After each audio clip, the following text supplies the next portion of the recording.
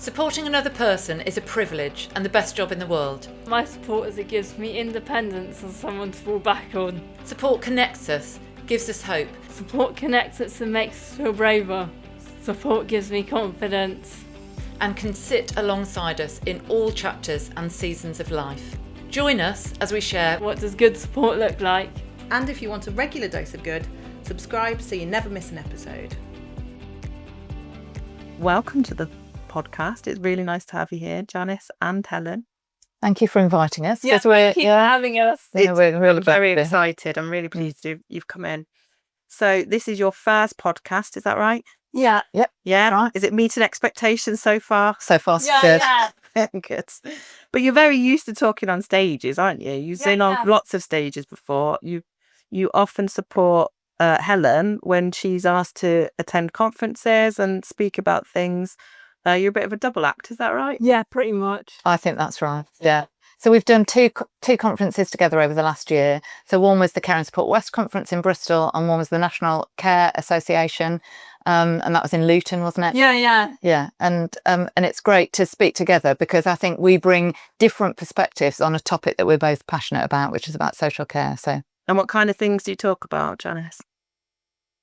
Wasn't one of them where we talked about like what social care looked like many years ago and why we don't want to go back there and what we want it to look like in the future and how we sort of can improve it for people in like years to come and stuff like that. Yeah, brilliant. Excellent.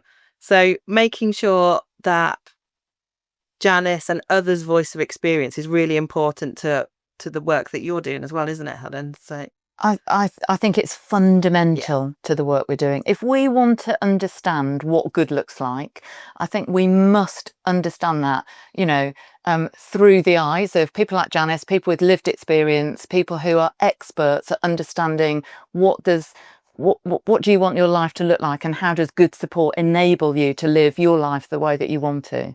But I think, as you were saying, Janice, we're very much looking to the future at the moment about what social care needs to look like in the future, what needs to change. And I think we can only truly understand what needs to change, again, if we look at that through the eyes and lens of people with lived experience. Yeah, listening to everyone. Yeah. So a lot of the work that you do is through the Adventurers, is that right? Yeah. Self-titled, is that what you named your group of, I would call you support, to the Brandon Trust and to everything that you deliver there. Tell us about the Adventurers. Who are you? What do you do?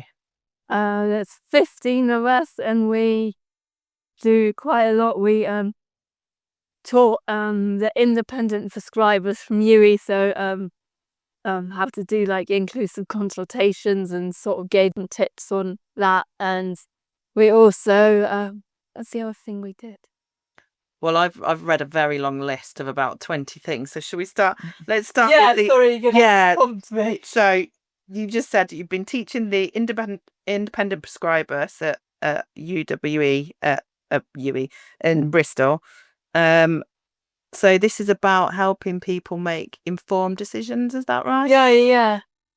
And sort of like when they get like medicines given to them, like making sure that somebody's obviously going through the risks, benefits and side effects and all that with them and stuff like that and then sort of thing, because with various things it's like you've got to know the risks of it because otherwise you don't know what you're putting yourself in for and if it will benefit you.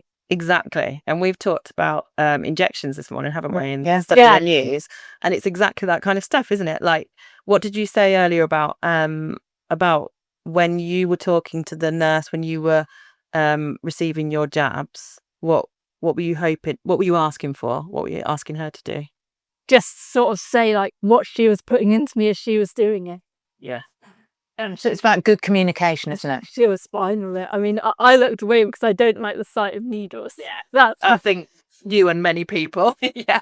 Sort of thing. And then, yeah. So just knowing, like, and that's the kind of work that you're doing, supporting health services, and isn't it? It's around communication. Yeah, because like communication is like important in like any job really, because if you don't communicate like with your teams, your business will eventually not be doing what it should be for whoever it's serving Yeah, exactly. And that or good whoever's using it. yeah, exactly right. And that communication is about helping you make an informed decision, isn't it? So there's lots of work that you do around the Mental Capacity Act as well. Yeah, we've done haven't we rewritten the presentation for that, Macy, and then we're going to train people on it as well. And we've didn't we go to Bristol ages ago and trained the learning team on it and showed them the presentation as well? That's right. And it's I That think we did. yeah. And can I just Yeah, add go a bit on. of detail to that, because I know exactly what you're describing there, and essentially our training team. So our training team is part of our learning and development within Brandon. I think they recognised, didn't they, that they could learn something from the adventurers. We want to do this Mental Capacity Act training even better. Who could teach us how to deliver this training even better than we're currently doing it? And that's when the adventurers came alongside the training team. You delivered the training for them so that they can then almost like co-deliver that training with you moving forward. And the feedback we've had from our colleagues in Brandon, everybody now is desperate to get their place on the Mental Capacity Act training because their experience of being trained, of that learning, is so positive. So that's just an example, I think, of how you can come alongside and not only support but really lead that improvement so that the training and the support and the learning is better for our colleagues, and in turn they will be equipped to better support the people we support in Brandon Trust. It's amazing. Yeah. And the Mental Capacity Act, I've always found stuff, I've found it quite tricky, quite complicated. A bit dry maybe. Yeah, a bit dry. But I think it's one of the most important human rights pieces of legislation that we've had. And because of those layers, because supporting people to make their own decisions shouldn't be easy, should it? It shouldn't be an off-on switch or something that's really simple. Actually, it is really complicated, and we do need to consider it really, really well. What's your favourite principle, Janice, of the Mental Capacity Act? The right to make an unwise decision. Yes, I'm with you on that. And why do you think that's so important? Because, like, as long as you're not putting yourself or anybody else at risk of like harm or anything, and you know the risks of the decision, and you make the wrong decision, and then those risks happen to you, then that's your own problem. Absolutely, you've got the right to make a mistake, haven't you? And you're going to learn from your mistakes in life as well, and it's the only way you can learn from your mistakes. And like, if I make a mistake or you know, or something goes wrong and I get frustrated, I try to see the positive and think, right, well, next time we'll do it like this and see how we go and see if that puts it right. Then we're not only showing it to ourselves that that's how we're doing it, how things need to be done, but then we're also proving it to other people that that's how things need to be done, sort of thing, going forward with certain things. Yeah. Like if we make mistakes and then realise, oh, if we do it differently, it will all go to plan, sort of thing, like certain things do in life. And then if you didn't make that mistake, then you wouldn't have that learning, would you? No, you wouldn't know. No, absolutely not. So what would you say to staff that are worried about maybe not letting mistakes happen, or really kind of managing things so that nothing goes wrong and there's no risks? What would you say to them? I'll be like, you've got to take risks in life. Life is full of hidden risks. If you don't take them, you're not, in my eyes, it's like you're not living life to the fullest. I mean, as long as you don't do anything, take stupid risks, like, sort of thing. Like, risks are involved in everything in life that we don't even think about. Absolutely. And some risks can be minimalised or reduced even down to a fraction of a percentage of it even happening to someone. And so it's like, and stuff like that, with certain precautions of certain things. Yeah. So it's like they're not even worth sort of worrying about or thinking about. And there are steps that people can take to reduce the risks of various things happening to them and to other people every day. Like if you're crossing the road, you're going to look both ways so you don't get hit by a car, for example, and stuff like that. And I think what you're saying, Janice, is that positive risk taking is part of living a good life. So how do we make sure that people are supported in making decisions? And I think that's why you really like that principle. I know from the conversations that we've had, it's about really respecting the right of an individual to make their own choices and decisions, and about us recognising that our role and responsibility is to support people in that, not to sort of overstep in thinking that actually we might make a better choice or a better decision. And I think that's I think the really important thing about good support is how does it leave choice and control in the hands of people supported as far as is possible. Yeah, absolutely. That sounds great. And you really are quite active in fighting for that right for people, aren't you? And fighting for people's right to make their own choices. We all make mistakes every day, and that's life. Nobody's going to get everything right for themselves or for other people or for their families. Nobody can. We're human and we're allowed to make our mistakes, but we have to learn from them and move on and sort of try to turn them around and see them as a positive. Yeah. And that's what I sometimes, and that's what I sort of tend to do, like, as well, and sort of things. So as part of the adventurers, you've been on protests, is that right? You've been on a protest? The other guys went to London to do a protest, didn't they, Helen? Yep, that's right. For again? I think it was really trying to get some interest, particularly from people that are MPs, in why social care is so important. Why do we need to really be having a bigger national conversation about social care and the difference that it makes in people's lives? And I think people were really just trying to attract attention from policymakers, from politicians, as to why social care really does need to be the subject of a sort of national debate and conversation. Yeah, absolutely. And then you've done some work with Cordis Bright.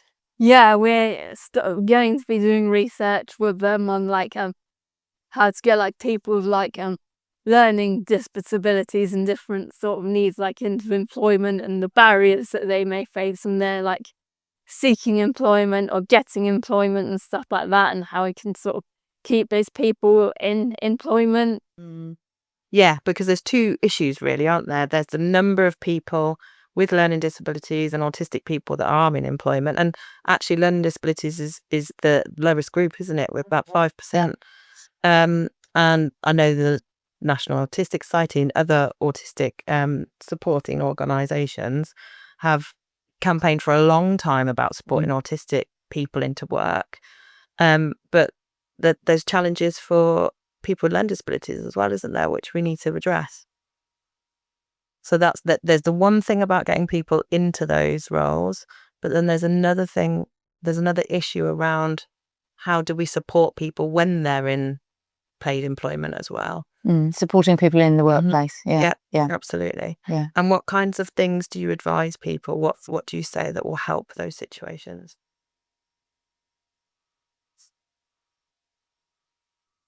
I thought of one, so once someone is in a stable job that they like, I thought of one thing that could potentially help, to have someone that already works for the organisation and that has been there for a while, so they know the routines and routes and everything. So sort of be there as a sort of buddy to sort of help them out to start off with, then gradually get them to do once they get their confidence up and stuff, obviously, and once they feel like they can, get them to do more sort of straightforward tasks by themselves. Nothing too complex to start off with, you don't want to frighten people up too soon when you take them on, sort of thing, and stuff like that. Ease them in gently. Yeah, ease them in gently, and then sort of let them do more on their own as time goes on, and then see what they can do by themselves. But then always sort of have someone in the background there that they can fall back on if they forget something or if they need help with something. Yeah, and I think so then they've always got that sort of background help in place that they can fall back on if they need help with anything or if they need support with anything.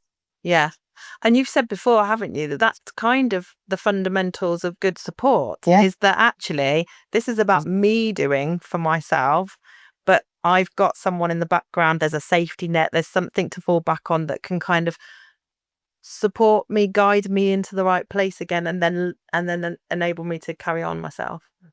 Yeah.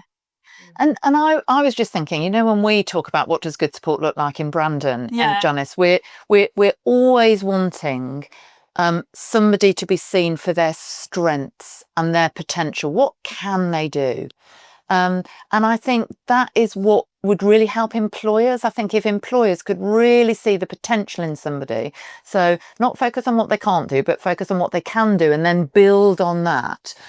I think many more people could be supported to really thrive in jobs and could really bring value, skills, expertise, contribution into the workplace. And modern workplaces need that. You know, we know that diverse teams perform better. So I think that buddy scheme, I think that's a great idea, Janice. I think that's definitely got mileage. Yeah, I think. What do you mean by mileage, if you don't mind me asking? I think it could work. I think it could make the difference. It could be one of those changes that could help people succeed and thrive in their job and in their like team. I've been at Tesco's now in Truro for I hope you don't mind me saying this. No. So this is going to be my 11th year there now. Wow. And because I have been there for so long, I know lots of people and I've made friends with lots of people. And I can go up to them because sometimes I need help, like maneuvering the cages out of the space the tight or whatever. Or sometimes there's like stuff sticking out and I've got to sort of get the cage through, and then the way the doors are sticking out, I'm like, am I going to get that thrown in my lap? And because my sight is not that great, I would sometimes sort of misjudge just facing because I think, oh yeah, I'll get that through fine. And then I either get the cage stuck or myself stuck. And then one of my friends or colleagues has to come out and help me. And I think we all need help, don't we? Like, are you Yeah. stuck there about? And they're like, yeah, I thought I could get it through, but clearly not. Yeah. But I So imagine. now I sort of either sort of think, right, can I get this through? Or sort of ask someone else for help and like, oh yeah, it's fine, I'll help you, not a problem, I'll just put this, what I'm doing, down here so it's out of everybody's way, and then come get that cage up for you or whatever. That's teamwork though, right? So Yeah. Exactly. Yeah, we all need help. So we work really well as a team, although, but where do you want me to put this? And like, yeah, just like to the end of the corridor and I'll set it up sort of thing. Brilliant. Love it. So I guess that's probably the inspiration and the thought behind your We Can video, is it? That kind of thinking around, actually, I don't want to be thought about as the things that I might struggle with or the things that I can't do. Nobody wants to feel like that. And then you tell us about the We Can video, how that came about and what's included in it. Was that how did that one like originate again? Well, it's interesting because I think the strapline we use that is together we can. Okay. And I think that is a really important symbol of sometimes on our own, we might not have yet the confidence or the skills, but when we come together and we can learn and grow together, then that's when I think potential can be sort of limitless. And so I think what you were trying to say in that film, and I think we had some laughs, didn't we, making that? Yeah, that's good fun. Is see us for our potential, see us for what we can do. And so do you remember the very beginning when it was you and me in that opening shot? Yeah. And we had some laughs filming that, didn't we? Yeah, I did. I had a few laughs watching that. Yeah. Janice, your acting was impeccable. And I think what we were trying to say is that lots and lots of charities or organisational films might start with the chief exec giving quite a formal pitch about this is the work we do in our charity. And I think you then come and essentially sort of almost like grab the mic, and you are the most important voice in that film, and that is exactly as it should be. That's what we wanted to say. Did you enjoy making it? Yeah. Yeah. You don't need people to speak for you, do you, Janice? You and the other adventurers and other people we support, you're quite able to speak for yourself. We have just got to literally and metaphorically, we've got to hand over the mic to, you know, it's your voice, and it should be your voice speaking and leading and driving change. Yeah. Did you have to practice the script for that? Yeah. But no, it's good fun making the filming.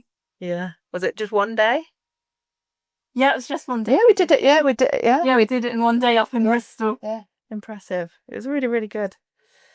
So you do like I say, the list is humongous of the activities that you do with the adventures. Maybe we can pick a few more of them apart.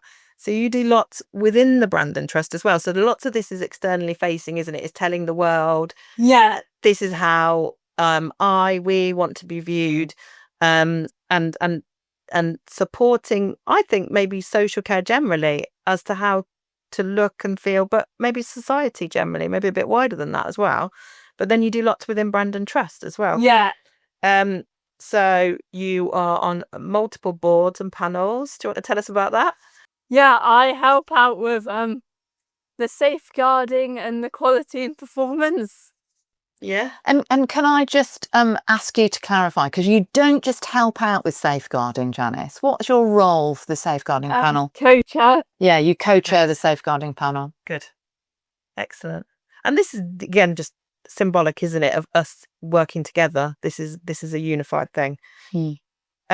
Company-wide checks. We were talking earlier, weren't we, about quality checks, and actually you're very good at picking things apart, and your reports are full of details that may have otherwise been missed. Do you want to talk to us about that?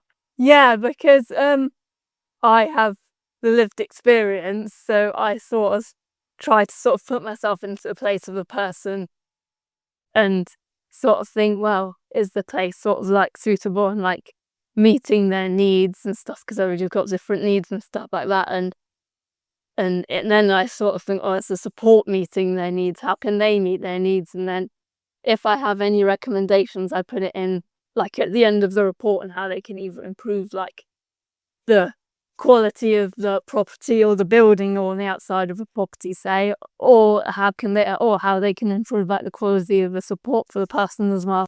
Brilliant. Have you had any feedback about that? Has anybody told you how it's gone, or anything that's changed?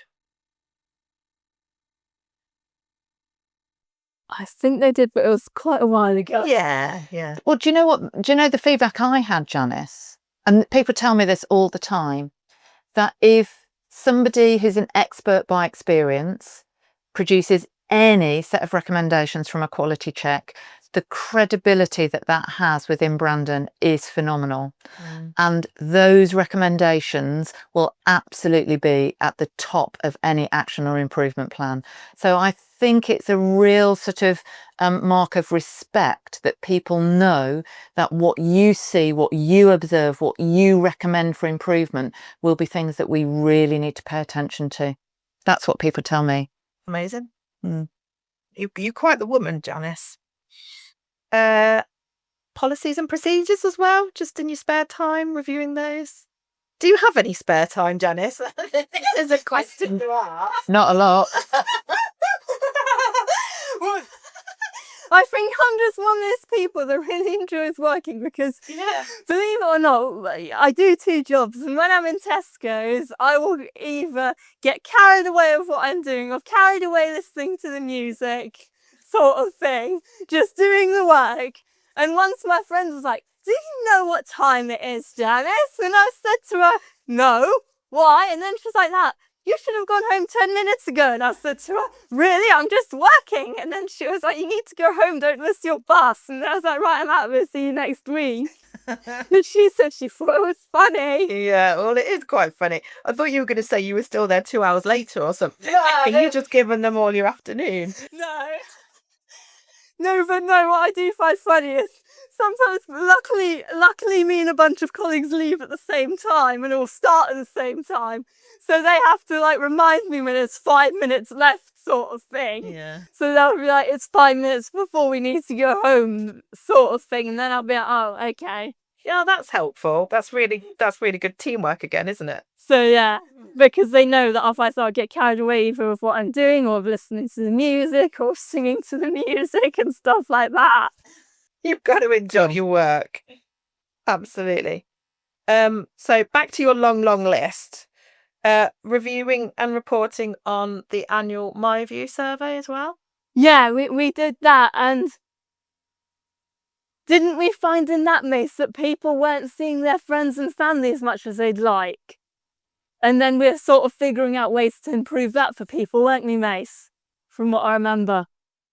So the MyView survey is a survey that everybody who's supported by Brandon can get involved in once a year, and it's really giving them a voice into what do they sort of appreciate about their support, what's going well and what's working for them, but also what might need to change. And I think that's what you're sharing with us now, Janice, that one of the themes that came out of that was how do we help people have that opportunity for more connections with the people that matter to them in their life. Yeah, brilliant. It's a good example of listening again, isn't it? Yeah, just providing the opportunities. And I guess we've said this around good support. It's just providing the opportunities to listen and hear what people want to say. and I think we need to be doing that on a sort of daily basis. That's what good support looks like, when we're listening every single day to what matters to a person. But the MyView survey is a more formal way of us making sure that we've got some I think organisational oversight about how we, again, driving improvement based on that feedback, based on that insight. Yeah, definitely. You launched an end of life project, is this right? Yeah, and was it in honour of Lindy Lou? Yeah. Yeah. And me and Leon presented to people at UE the presentation as well with Lindy Lou in it. Oh, did you? Yeah. How did that go down? No, that was good. Yeah, good. And then linking to that, have you developed grief cafes? Yeah. We developed like grief cafes in Cornwall and stuff we call them listening lounges now, where people can sort of go and speak about, like, if they've lost a loved one, or they don't even have to say anything, they can just go sit and listen and do the activities, because there's normally an activity on in the background as well they can do, so they don't even have to say anything, like, if they don't want to, or they can just listen to other people's stories, like, until they feel ready to talk about who they've lost and how that has impacted them. Because a few years ago I lost my mum. Oh, I'm sorry to hear and she was in hospital for quite a long time with breathing problems. She drank and smoked, but other than that she was really healthy, and she had all of us fine. 4 of us, sort of thing. So yeah, 3 boys and 1 girl. That's exactly the same in my family. 3 boys and 1 girl. So yeah, and yeah, but because it was unexpected, like, she was in hospital and then she came out of hospital, she was home for a few days, so we thought, okay, she's clearly on the mend, sort of thing.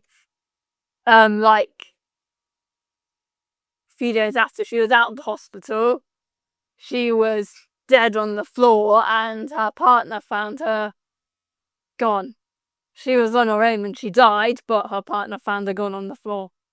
And then he had to tell all of us, sorry, your mum's dead.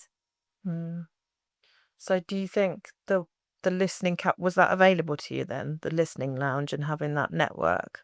Well, it was available like shortly after, but it's like, losing a loved one's tough, and like living about them is quite hard, because there are always those things where you'd think, should you have asked that? Should you not have asked that? But I just sort of remember, like, the things that my mum told me, like, and the dangers of various things that she coded me up on, and the advice that she gave me, like, don't mix these 2 together, you're risking this and this, and don't do this and this, you're risking this, sort of thing, and chewed me up from, like, the risks of smoking and the risks of other things as well, and then the risks of, like, putting the 2 together, sort of thing, although nowadays they won't let you, but back then, when she was younger, they sort of didn't know the risks, so it wasn't, like, widely known, but now, because it is, they won't let you do it sort of thing. But it's just so that she was still sort of obviously advising me against various things to obviously keep me healthy and to keep me being able to do what I want to do in life. Should I ever, want to go down the route of having children in a healthy and safe way and stuff like that, about ruining my chances as I'm young. Sounds like she had lots of good advice. Because you only got one life at the end of the day, and you don't want to ruin your chances of. Well, I don't feel like people want to ruin their chance of having kids, not having kids. That's their own choice. But if you change your mind, you still want to sort of have that buffer or have that knowledge that you're doing the right things now while you're young to have those children healthily and safely and in a sustainable way as well. There's so many things to consider, aren't there, when making life decisions like that? Well, yeah, and it's just and the fact that my mum told me that she was fine with all of us, fine with various things, reassures me as well in a lot of things as well. So I think that's probably why she told me about these things, and because there were certain points where I thought, why are you even telling me this? And then we all think that about our parents. And then she would be like, well, that's because I don't want you sort of worry or sort of, worry that I've had problems that I could be passing down to you, because now they're realising that certain things can run down in families and stuff. But thankfully my mum was okay with various things, and she had us sort of fine, and she was happy with all of us, and she was happy when we all grew up, and she was happy for all of us that we all had our lives, had the lives that we wanted to, had the careers that we wanted to and stuff like that. And she was happy when we got boyfriends, girlfriends, etc. as well and stuff like that, and was just happy to sort of know that we were having fun with our friends or whatever, or know that we were having fun at workies and stuff like that. And she was like, enjoy your life and have fun and try new things and stuff like that. I imagine she was really proud of all the things that you've been doing. Yeah, that's what she always said to all of us as well, all four of us. She was like, I'm really proud of you all, all the things you've done in life and everything, or sort of thing. I've said to me now, I can't tell her half the stuff that I've done with the Brandon Trust, or that I've been at Tesco's for 11 years even, or they sort of thing.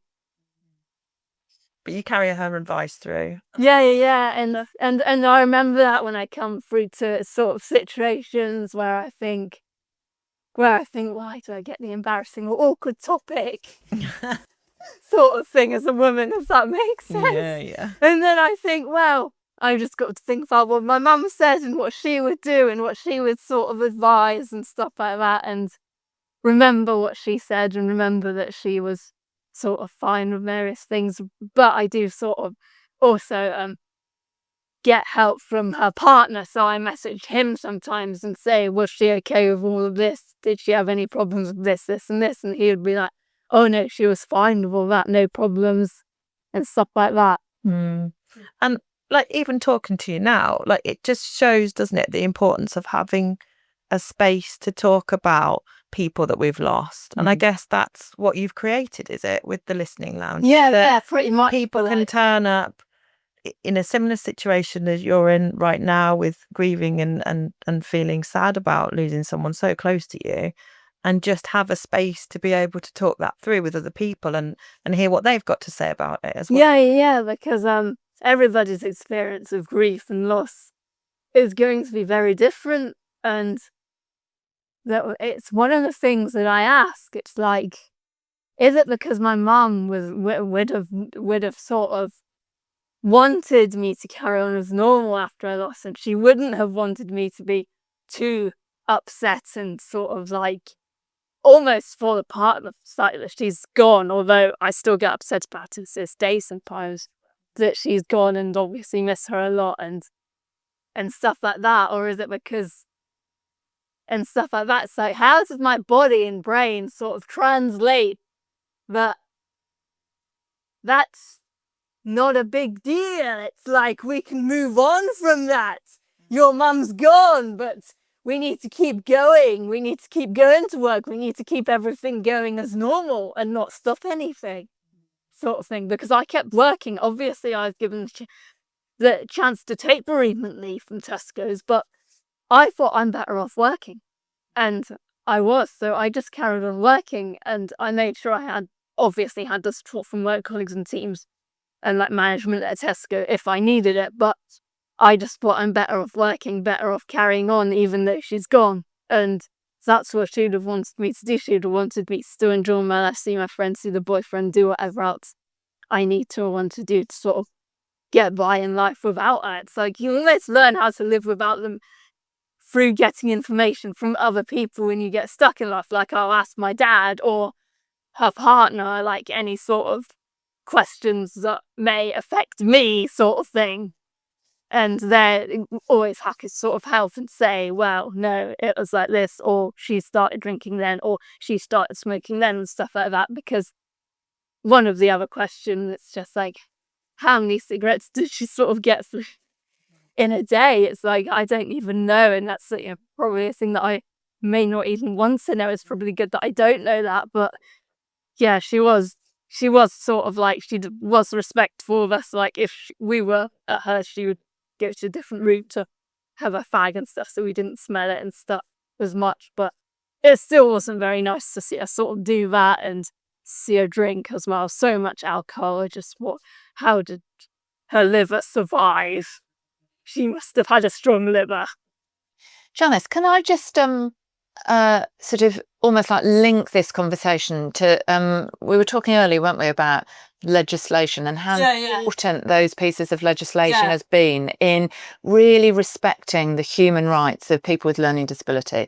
And I'm thinking that this really important topic that you're talking about, which is that people experience grief, they experience loss. You will go through a bereavement when you lose a really important person in your life, just like we all do. But I think it's only sort of more recently that as a society, I think we have understood, respected that people with a learning disability need support for grief and bereavement and loss, just like everybody else. So I think these listening lounges are a really practical way of putting something meaningful in place that can support people. And again, I think that's one of those steps forward. It feels like, again, it's another step of progress in making sure that people are supported throughout every stage of their life, but also through all of the experiences that inevitably are going to come our way in life. So I think it's been a great piece of work. And again, I think it's an example of the adventurers really championing the things that will make a difference to people with learning disability now and in the future. Yeah, absolutely. And I think Helen's hit on something there, is that the range of things that you do with the adventurers is so far and wide, because everyone's life experiences are so far and wide out there. So that just because I have a learning disability doesn't mean I'm not going to grieve, doesn't mean I don't have health issues, doesn't mean I don't have all the other things that everyone else also has to deal with. It's just an extra layer on top, isn't it? So we need to make sure all the services for all of those things are available in an accessible way. Yeah, because like anyone who guns their background deserves help with anything, not just with grief, but with the day-to-day with anything. Yeah, because it's important everybody has access to the help. And again, I think back to when I went to school many years ago now, to what they said and to what my friends taught me. The things they taught me were just, and the things that they again trued me up on and were like, we're just literally, that's how I'm doing what I'm doing now, to also sort of like look after myself and sort of be like, this is what we do, this is what we do. And and having my friends sort of remind me and sort of help me out on various things if I sort of get stuck on them as well, sort of thing. And helping each other through life, isn't it? Yeah, because you may have thought like, why your friends sort of like teaching you this or showing you this when you're at school, sort of, or reminding you this. It's because they care and they want you to know what to look out for, so you can then look after yourself in the best way possible when you're older. Yeah, absolutely. I think you're reflecting like, and that's what I remember again, when I'm in some situations or when I'm umming and ahhing about whether to do something, or like ask my friends for advice or and stuff like that. And they'll be like, and they'll be like give me their honest opinion. They'll be like 95% of the time they're like, don't worry about it, but get it seen to. Yeah. And on that note, a lot of the work you do is about supporting NHS, isn't it? Yeah, yeah. NHS health services, students, nurses. You've done work around blood transplants. Is that right? Yeah. We Tell did us about that. filming there. We did filming there. Yeah. What were you filming? What was the film about? Was that about how to explain what would happen if somebody went in for a blood transplant? Yeah, it was about making the environment more inclusive. It was about making the environment more inclusive if somebody was to go in to like get a blood transplant and stuff like that. And what does that mean, more inclusive? Like if somebody doesn't like bright lights, have dimmer lighting and have what should I call it? Have dimmer lighting and what else did they have, Mace? Quiet spaces. Quiet spaces as well. That was the one. Yeah. Just to help people get used to that space and not Yeah, so yeah. scared. Yeah. Yeah. Brilliant. Excellent. All really good tips. And then you've done work around advanced care planning as well. Yeah, I felt that was a good one as well because, again, it's like eventually we'll all pass away and then that'll be it. But before we pass away, we want to be thinking, what do we want our funeral to look like? Do we want people to wear all black or do we want people to wear something else? Like, for example, for mine, I wouldn't want people to wear all black. I would want them to wear like bright and jolly colours, and I wouldn't want people to be too upset when I do die. But I would want them to sort of reflect on the exciting things that I've done in my life and almost sort of come together to celebrate what I'd done in my life and sort of like celebrate who I was and what I brought to this world and what differences I made to people's lives that wouldn't have it otherwise. That's why I went to the adventures as well and stuff like that, and like the other things that I'd done in life and stuff like that. And then it's a case of like, where do you want your belongings to go? Who do you want to give your belongings to?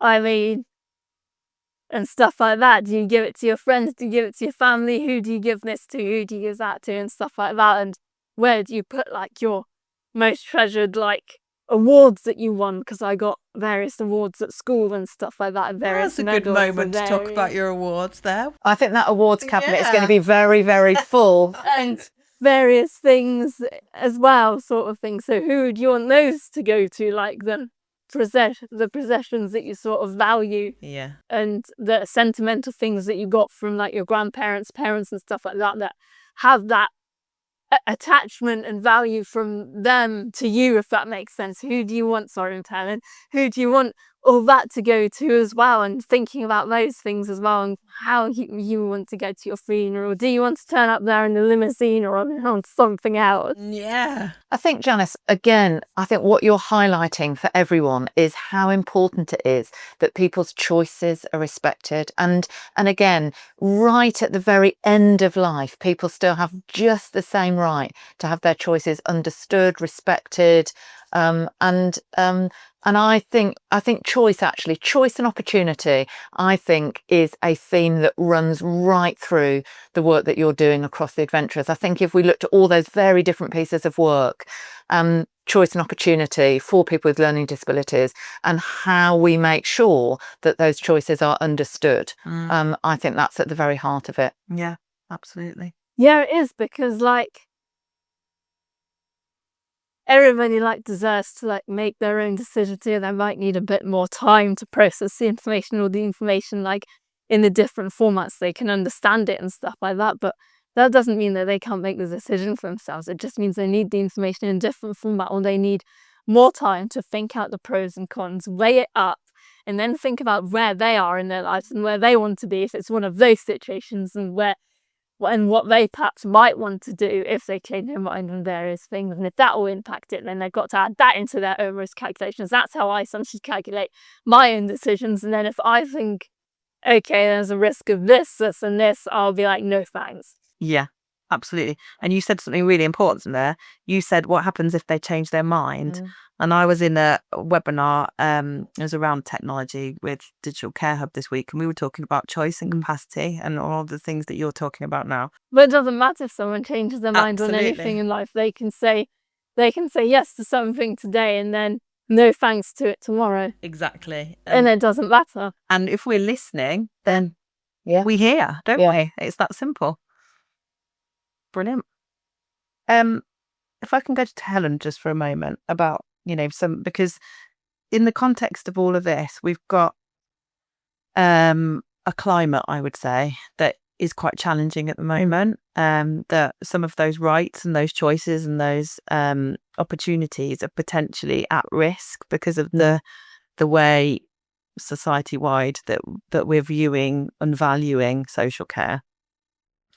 What do you think the responsibility of care providers like Brandon Trust, support providers like Brandon Trust, is in order to push against that, let's say, and to change those views and really make an impact in what's going on in the wider kind of political landscape? Yeah. And that's quite a big question. Yeah, So I that's was doing quite my big. very best to answer that. Yes. Yeah. So, well, interestingly, when Janice and I have stood on conference platforms in the last year, in essence, we have given a talk about how important it is that we move forward rather than go back. And so I do think, first and foremost, we've got to have a determination that we are going to continue to advocate for social care being a vital thing in our society that can absolutely support people to live a good life. And again, we've talked about rights today. I think we've got to have a very sort of human rights lens on that. If we look at the Care Act, really vital piece of legislation, and well-being is a fundamental principle of the Care Act. So what is it that needs to be in place such that people's well-being can be promoted and people can be supported to live a good life? And I think that isn't a cost to society. I think that is part of the value in society. And we've also talked today about the enormous contribution that people can make to society when they're supported to do that, when they're given the right opportunities to do that. I think we do have a responsibility to work in partnership. So that environment that you're describing, I think, demands an even higher level of vision, innovation, collaboration, partnership. How are we going to create a movement for change where we can see the future that we want to realise together and work collaboratively to move forward and seize that future? And so it's not by pitting commissioners against providers, or it's not by sort of almost like retreating into silos. We need to come right out of silos into a collaborative space where we can work together for change. And I would argue that when you put people with lived experience, experts like Janis and the other adventures, right at the heart of that process, so when they're leading change and we're supporting it, I think we will have a better vision of the future and we will be better placed to move towards that future together. I think we have to have that national conversation. Baroness Louise Casey, she gave her first speech about social care last week. She spoke about that national debate, that national conversation on social care, and we have to have that conversation well. And I really hope it's an opportunity. We should be sharing so many stories of what good social care looks like, the difference it can make.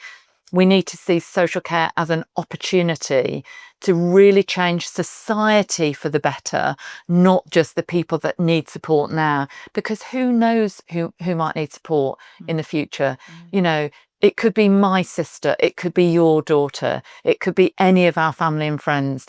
Good social care should be there for everyone, and it should be part of a kind and compassionate society in which people can be supported to live a good life. Absolutely. And I think what we sometimes forget is that social care is about how we support each other. Yeah. And that's all this is, isn't it? Yeah. Because at some point, Janice, you're supporting someone else, and at another point I'm supporting someone, and then maybe you support me, and then this is about how we communicate and connect with one another, isn't it? Our neighbours, our friends, our families, our networks, the clubs and other activities that we're involved in. Yeah. Brilliant. And I think maybe what you said earlier about a movement, I think maybe that's what you're starting with the adventurers, is it not? A movement for change, a movement for standing up and being listened to. Do you think that? Yeah, because I think like with certain things, like for example, when I was at school, certain vaccines weren't offered when you were at school. You had to go to the doctor's surgery to get them and whatever. Whereas now, those vaccines are offered at school. And I wish they'd done that when I was at school, offered them to us when we were at school. Yeah. Then you could have lined up with your friends and been like, yeah, I've had my jabs, sort of thing. Show off your scar. I'm safe from this, don't worry about it, sort of thing. Yeah.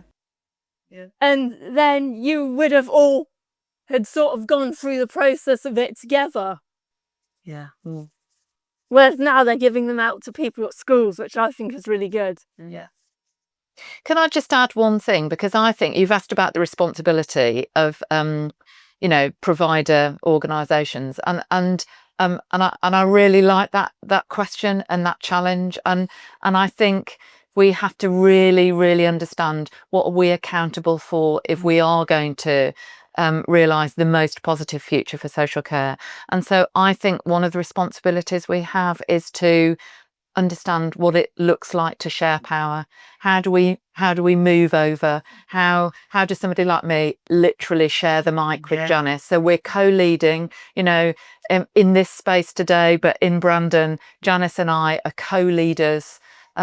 We have to learn how to shift over and promote the leadership of people with lived experience. And I think, leadership and governance are fundamental attributes of good organisations. And I think leadership is about focusing on what matters. Mm-hmm. People like Janis know what matters. It's her view, it's the adventurer's view on what matters that we need to listen to. And I think governance is about decision making, and we need to make decisions together so that we make better decisions for the present and for the future. Brilliant.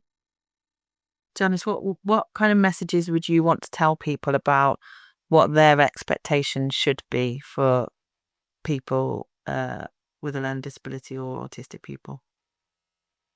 To value us for who we are and what we are, and to not underestimate our abilities to make decisions for ourselves, and to sort of drive positive change to make other people's lives better as well.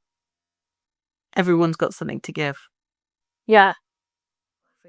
And everyone's got different viewpoints and everything, and different sort of strengths to build a strong team to help make sure that people are getting the support and help they need with various things in life. Yeah, brilliant. And we couldn't really end there without talking about your awards then. You did sneak a few in there, yes. So Women Achieving Greatness in Social Care, that was last year's one. Yeah. Yeah. Tell us about that. How did that come about? That was it. I went to London and there were 11 other finalists, and when I thought, I'm not gonna lie, I did sort of had a feeling that I might get it, but then I thought I can't sort of be blowing my trumpet too hard just in case I don't. So I thought, hold your horses, you might not even win.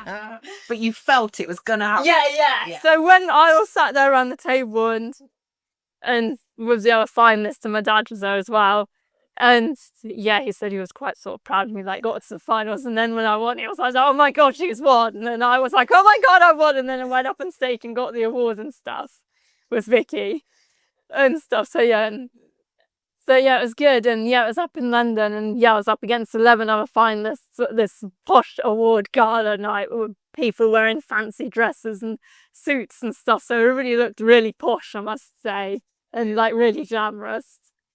So it was a good night, and yeah, I still couldn't believe it. I won. I can believe it from everything we've discussed today. None of us in Brandon are surprised. No, I can't imagine so. Why? What did you think when you found out or heard that I won then? Well, I'd already seen the list of things that you've been up to, and I thought, yeah, that makes sense. It should have gone to you, Janice. We agree. So, lasting comments then for you. What would you say good support looks like? Staff who are energetic, willing to try like new things with you. Staff who are on time, so punctual. That's a posh words, right? And staff who have the skills to be. Although not everybody has these skills, and I know that some people are better than other people, but staff that have the skills to sort of, like when you're having a bad day or whatever, or put themselves in like your sort of situation and sort of think, okay, that's why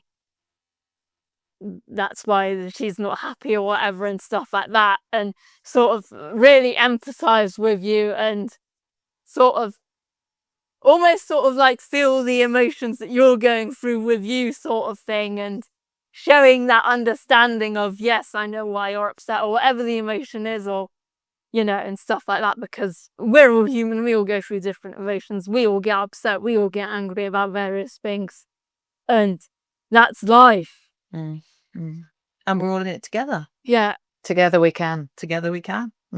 Anything to add, Helen? I think listening's come through as a real theme today, hasn't it? I'm really struck by that, about what it means to really listen to another person really carefully, and listen in a way that enables you to respond to support somebody, not to overstep. So supporting somebody, recognizing their choices, their decisions. I think that's been a theme today. And I do think actually for all of us, knowing when to step back, and we've talked about positive risk taking, when do we need to step back? Because actually what we're supporting is somebody to live life the way that they choose, to focus on what matters to them. And that does, we need to understand when we have to step back.